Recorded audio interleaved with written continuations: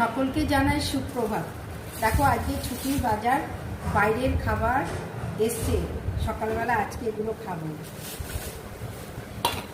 দেখি কি এনেছে। কচুরি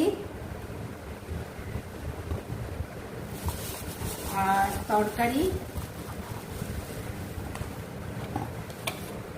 আলু মটর দিয়ে তরকারি,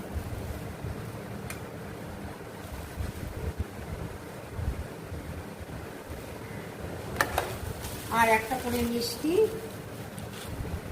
লবঙ্গ লতিকা। মামা নিয়ে যা।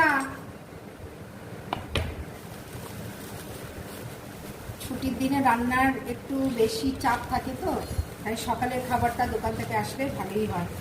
নে। হ্যাঁ, খেতে পারবি।